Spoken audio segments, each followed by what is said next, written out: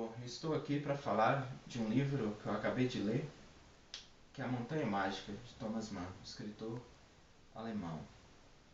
Mas antes de adentrar a respeito sobre esta obra, que por sinal é tão magnífica, uma obra clássica do século XX, da literatura não só alemã, mas uma literatura universal. Mas antes disso, vou começar com algumas curiosidades a respeito do autor do livro. Por coincidência, eu comecei nas primeiras páginas da apresentação do crítico literário Antônio Cícero a ver qual o significado do título A Montanha Mágica. A Montanha Mágica tem essa percepção de ser uma escalada, uma aventura. Quando você está lendo essa obra tão compacta, tão extensa, que você vai adquirindo a cada página, como se a cada página fosse um degrau para escalar essa montanha. E acabei de terminar de escalar essa montanha nessa semana. E gostei muito, mesmo que o meu escritor favorito seja Dostoiévski, o Thomas Mann, ele chega ao patamar das obras desse nível de Dostoiévski. E por que A Montanha Mágica? Tem no início da apresentação, como havia dito, o significado vem de Nietzsche, do Nascimento da Tragédia. Vou ler uma parte que explica o motivo, um dos motivos que ele propôs essa característica do título, o simbolismo do título. Na verdade, Thomas Mann extraiu o título deste romance do trecho de O Nascimento da Tragédia, em que Nietzsche diz: agora a montanha mágica do Olimpo como se nos abre e mostra as suas raízes. O grego conheceu e sentiu os pavores e horrores da existência.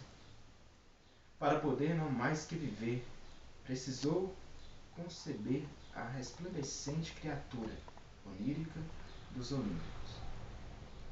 Isso que é a apresentação de Antônio Cícero, ou seja, naquele tempo, baseado na característica da tradição grega, principalmente da Odisseia, de Homero e tal, a montanha é metaforicamente o Olimpo dos deuses, segundo Nietzsche. Mas isso contrapõe-se ao fato de que a montanha mágica seja baseada num sanatório, que agora eu já vou começar a aprofundar na obra mesmo. Para começar, aprofundando, o personagem principal do livro, que é o central, que não vai ser o personagem não vai contar a história, vai ser um personagem que, como se ele fosse onipresente, como se estivesse na história presente, como se ele fosse amigo de Hans Castorp, que é o personagem principal da obra. E Hans Castorp é um engenheiro, um jovem engenheiro de 23 anos, de Hamburgo, natural de Hamburgo. Ele vai ao sanatório, isso é interessante falar, o sanatório é na Suíça, em Davos, sanatório Schönberghof. Ele vai lá por causa do primo dele, Joachim Zenz, que está doente. E a doença de Joachim não é um mal do século do passado, século XX. Joachim está com tuberculose. Ele vai lá para ficar uma semana. Esse sanatório em Davos é interessante falar que as famílias, todas as classes europeias estavam naquele sanatório. Desde o leste europeu, o ocidente, desde espanhóis, franceses, russos, holandeses, italianos, como vai ter o caso Settembrini, e o caso também do NAFTA. Mas vamos antepor a isso que eu estou falando. No que tange a respeito das primeiras páginas do livro, muita grande monotonia nisso.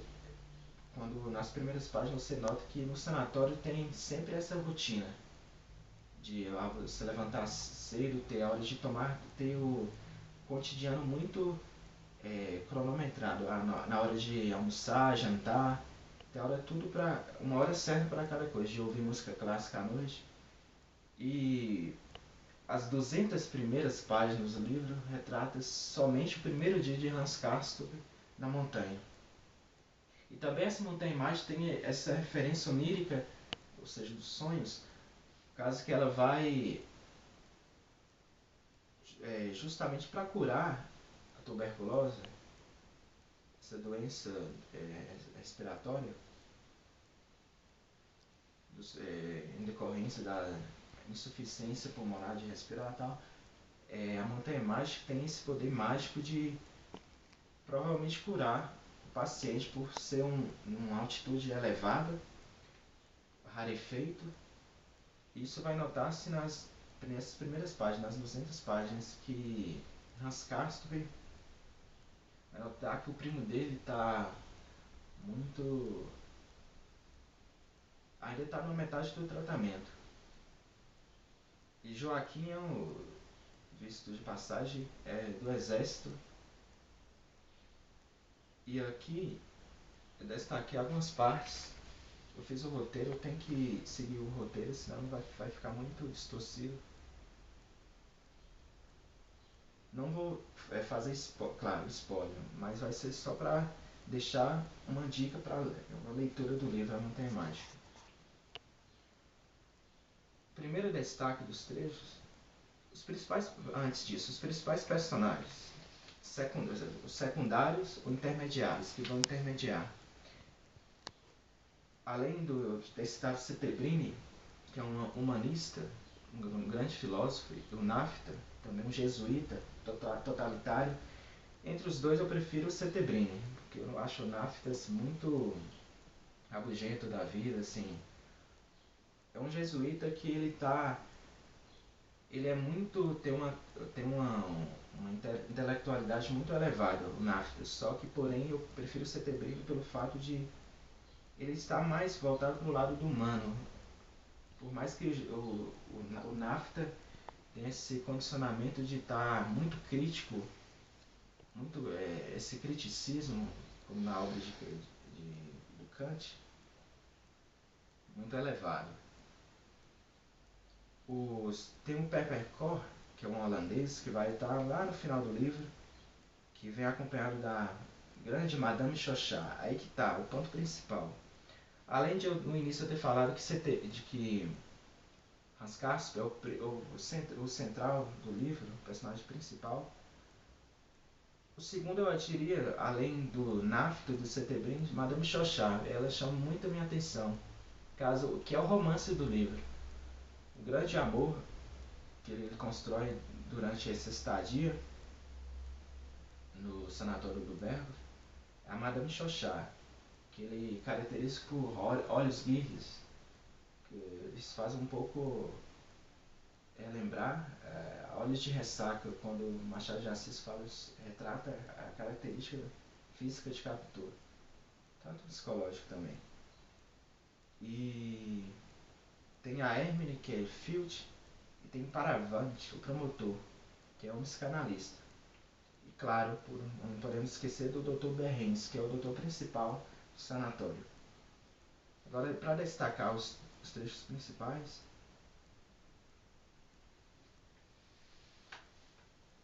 primeiro será um encontro como o Hans Castorp e Joaquim conhecem Settembrini.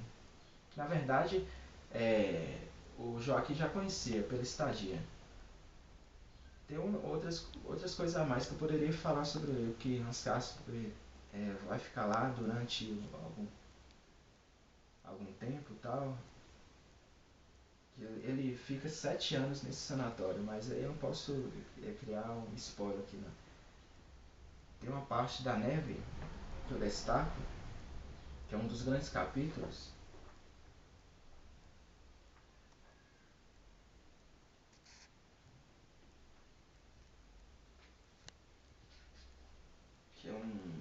paisagem, que ele compra esquis, que no berro, como está numa altitude alta, está localizado, e lá costuma nevar, por ser uma grande altitude elevada. E aqui é o capítulo que ele quer se aventurar. Lembrando que Cássio pega tuberculose lá, nessa manhado de situações de cada paciente da história. E se a gente for pegar uma temática para fazer uma resenha completa, maior, podemos falar do tempo da montanha mágica. O trecho é: um parque estendia a seus pés, sob a sacada onde ele se encontrava. Um vasto parque de luxuriante verdor, formado de árvores frondosas, olmos, plátanos, faias, bordos, pétalas, levemente matizadas contra o colorido da folhagem abundante, fresca, lustrosa, com as copas agitando-se num suave sussurro. Um ar delicioso, úmido, embalsamado pelas árvores, envolvia a região. O aguaceiro quente vinha se abatendo, mas a chuva aparecia iluminada. Até às alturas do céu via-se a atmosfera se resplandecer de gotículas cintilantes. Que beleza! Ah, esse sopro do torrão natal, o aroma e a plenitude da planície, depois de tão prolongada privação. O ar ressoava com vozes de aves, pios, silvos, forjeios, chilidos e soluços, cheios de fervor, de graça e de doçura, sem que se enxergasse um único passarinho. Hans Castorp sorriu, respirando gratamente. E o quadro tornava-se ainda mais belo. Um arco-íris curvava-se sobre um lado da paisagem, um arco completo e nítido, puro na sua magnificência, com o brilho úmido de todas as suas cores, que, untuosas como óleo, inundavam o verde espesso e reluzente. Mas isso parecia música. Era como um som intenso de harpas, mesclado de flautas e violinos. O azul e a violeta, sobretudo, espalhavam-se maravilhosamente. Eu não vou prolongar muito não, então eu termino com esses comentários na obra. Indico a obra A Montanha Mágica de Thomas Mann, para não ficar muito longo esse comentário. Muito obrigado.